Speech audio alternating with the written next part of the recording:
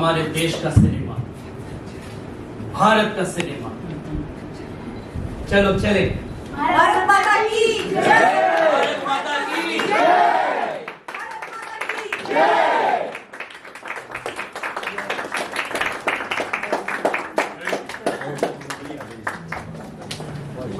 आज मैं अपना जन्मदिन मंशा फाउंडेशन और ये जो मेरे एंजल्स हैं मैं इनके साथ मना रहा हूँ।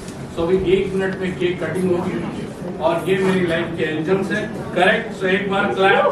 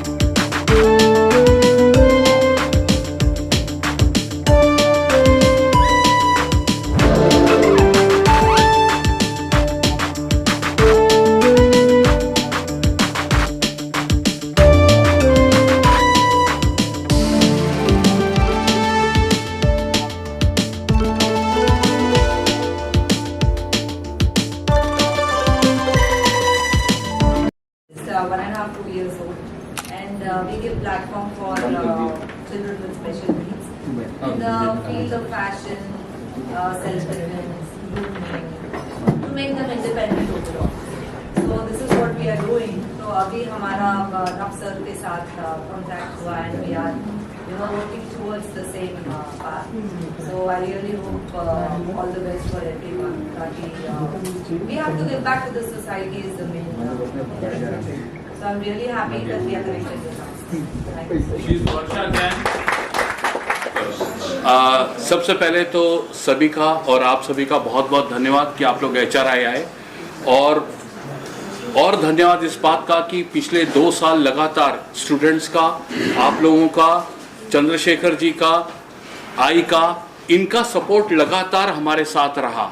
उसी वजह से मैं, मंदार भाई, आदित्य, हम तीनों इसको यहाँ तक ला पाए और हमारे स्टूडेंट्स के जो प्लेसमेंट हुई, जो डिफरेंट जगह पे काम मिला, राइट फ्रॉम यहाँ से लेके हॉलीवुड तक हमारे स्टूडेंट्स गए हैं। क्या बात है। तो उसकी बहुत खुशी है और ये हमारा हर साल 4 दिन का यूथ फेस्ट होता है जो 30th से शुरू होता है 30 तारीख को, और 30 तारीख को दादा साहब फाल्के जी का जन्मदिन था। उस दिन से ये यूथ फेस्ट शुरू होता है। उनकी फिल्में दिखाई जाती है, उनके बारे में डिस्कशन होता है, उनकी डॉक्यूमेंट्रीज दिखाई जाती है, पैनल के लोग आते हैं और उसके बाद कभी बाबा पहले दिन आते हैं क्योंकि 30th को बाबा को इतना काम होता है जो हम सोच ही नहीं सकते। फिल्म सिटी जाना, फिर कहीं और जाना, फिर यहाँ आना, तो कई बार हम पहले बुला लेते हैं क्योंकि HRA का इनॉग्रेशन इन्होंने किया था, और कई बार हम समापन पे बुलाते हैं। तो इस बार हमने बाबा को यानी चंद्रशेखर जी को और आई को इस बार हमने समापन पर बुलाया है, और अगली बार आप लोग देखेंगे कि और ये हेल्दी और अच्छे रहकर इसकी शुरुआत करने आएंगे। सो ये यूथ फेस्ट बेसिकली इसलिए है कि हम वर्तमान में रहकर क्या हुआ था, कैसे ये सिनेमा आज इतनी बड़ी इंडस्ट्री बना, उसके बारे में HRI के स्टूडेंट्स को, बाकी के लोगों को ये बात पता होनी चाहिए कि कैसे इस शख्स ने एक छोटा सा जो जे स्कूल ऑफ आर्ट्स में पढ़ता था, जिसका इतना बड़ा विजन था। आप उनके कोट्स पढ़ेंगे तो आपको पता चलेगा कि वो बोलते थे मैं सिनेमा इसलिए बनाना चाहता हूं कि एक दिन मैं चाहता हूं कि इंडिया में सिनेमा की अपनी इंडस्ट्री खड़ी हो। और आज ये इंडस्ट्री इतनी बड़ी है कि कश्मीर से कन्याकुमारी तक आप देख सकते हैं, और गूगल पे पता कर सकते हैं कि इसको ईयरली कितनी ग्रोथ है या सो इसीलिए ये मनाया जाता है। और आज मेरा जन्मदिन है, सो आज जन्मदिन के दिन ये समापन होता है इसका। पहले तो मैं शुक्रगुजार हूँ नव कुमार जी का। अरे सर कि- ऐसा मत बोलिए। नहीं नव कुमार का जी का आपको ऑकवर्ड लगता होगा तो पहले इनॉग्रेशन के लिए हमें बुलाया था स्कूल का, और अब आज एक समारोह के टाइम उन्होंने मुझे स्पेशली बुलाया। मैं बहुत शुक्रगुजार हूँ। आज बहुत इम्पोर्टेंट दिन है, 3 मई ये आपका बर्थडे है जी। मैं आपको बहुत सारी ढेर सारी थैंक यू। शुभकामनाएं देता हूँ। Thank और 3 मई को राजा हरिश्चंद्र रिलीज हो गई थी दादा साहब फाल्के की, so that is also very important. मतलब इंडिया की पहली पिक्चर कोरोनेशन थिएटर में 3 मई को रिलीज हो गई थी, तो this date is very important. Yeah. तो यू आर सिलेक्टेड दैट, तो मुझे बहुत खुशी है। हाँ, क्योंकि वो कैरेक्टर में दादा साहब का कैरेक्टर में खुद में गया, थोड़ा सा अंश मेरे हम में है, तो मैं इमेजिन किया कि कैसे उनकी पोजीशन तभी हो गई, बाद में कैसे पत्नी ने निभाया। तो मेरे ख्याल say that was very important. जो आज फिल्म इंडस्ट्री इतनी बड़ी दिख रही है, that capital of this film industry raised by the woman, या that so she is the mother of Indian cinema. Correct. That is very important. Damkumar ji, हम students को भी ये पॉइंट कैरी करना चाहिए आगे। He is a father because why he is a father, because there is a mother. That's why I said Saraswati ji का भी Yeah. उतना ही इम्पोर्टेंट रोल था। तभी मैंने सरस्वती सही जी बात को है। एम्फेसिस नहीं, करके सही बताया बात है। कि सरस्वती जी थी और वो हमारे देश की थी, सही बात है। तो और ये सपने पूरे। बराबर है। और ये कलाकार लोगों ने जो पेश किया, बहुत ही बहुत मेरे ख्याल से उन्होंने सिर्फ थ्योरेटिकली बाय हार्ट नहीं किया, लेकिन वो they were living. It is very difficult in short time ये करना बहुत, और मेरे ख्याल से रिहर्स भी किया होगा उन्होंने बहुत सारे। तो वो फाल्के जी का काम, वो सरस्वती का काम करने, और 2 छोकरे भी कितने क्यूट, बहुत हाँ, वो तो सामने बहुत अच्छे बैठे लगे, अंदर बैठे बहुत क्यूट। सर आपसे मैं इतना कुछ बड़ा आदमी नहीं, मैसेज देने काबिल, लेकिन एक बड़े आदमी के एक छोटा सा नाती करके मैं बोल सकता हूँ कि जो कुछ मैं देख रहा हूँ कि ये इंडस्ट्री में इतनी सारी ओपनिंग्स है। Why everybody wants to become hero heroine. बहुत टेक्निकली भी बहुत कुछ कर सकते हैं। जी जी। हर टाइम शाहरुख खान सलमान खान बनने की मीन ठीक है, let it be, they are good, but वो बनने की कोशिश मत करो। Don't get frustrated, there are so many things.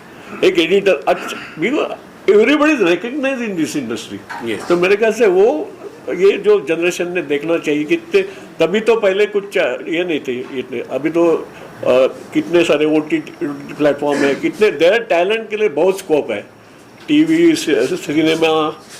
तो they can try the other technical aspects also, they can learn, like जी, जी. They can try there even if they may not be fit to be in lead role. ऐसा मुझे लगता है। हाँ, मैं कहना चाहूँगा कि इस समय का जो दौर चल रहा है ना, वो किसी एक एस्पायरिंग, चाहे वो एक्टर है, राइटर है, डायरेक्टर है, सिनेमाटोग्राफर बनना चाहता है, इस समय का बेस्ट टाइम है कुछ बनने के लिए। क्योंकि आप इमेजिन करिए कि अगर करीब 1500 फिल्में बन रही हैं और एक फिल्म में अगर 50 कैरेक्टर होते हैं, तो आप इमेजिन करिए कि कितने कैरेक्टर्स आपके पास अवेलेबल हैं। बस शर्त ये है कि आप जो बनने के लिए मुंबई आए हैं, आप जो बनने के लिए मुंबई आए हैं, आप फोकस उसी पे रखिए कि क्या बनने में मुंबई आया था। मिनिमलिस्टिक लाइफस्टाइल से आप ज़िंदगी गुजारिए।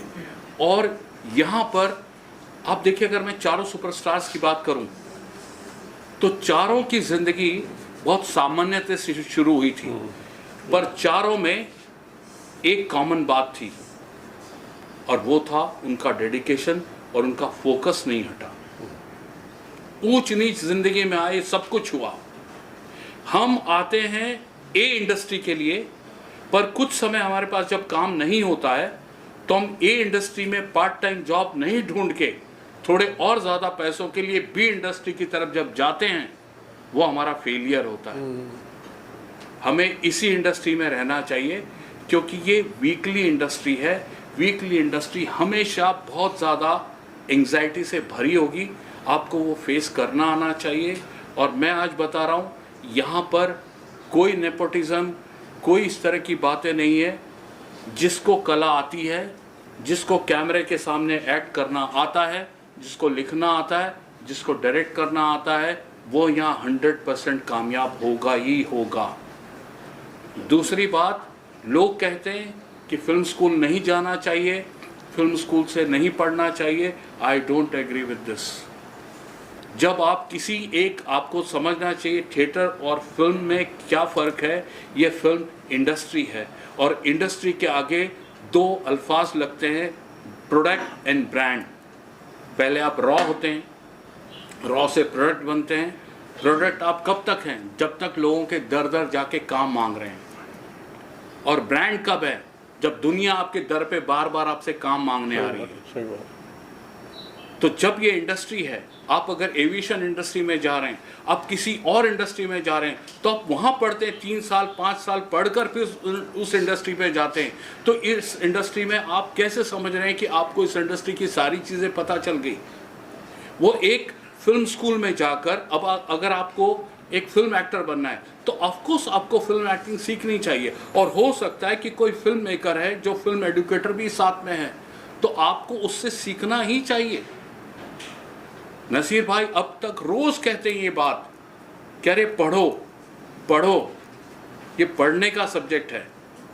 सो ये बात मुझे कहना था कि भाई यूथ को कि आप लोग बिल्कुल भी हताश मत होइए, अपना बैकअप लेकर आइए और जो बनने आए थे वही बनिए, उसी पर फोकस रखिए। सब संभव है यहाँ पर। इसमें फिल्म स्कूल की कमी है और हम हिंदुस्तान के लोग सिनेमा में, दुनिया में इसलिए पिछड़े हुए हैं क्योंकि हमारे यहाँ एक ही 2 फिल्म स्कूल हैं जो काम करते हैं। दूसरा ये सब प्रयास है, दुनिया के दूसरे देशों में हर यूनिवर्सिटी में, हर कॉलेज में फिल्म स्टडीज है।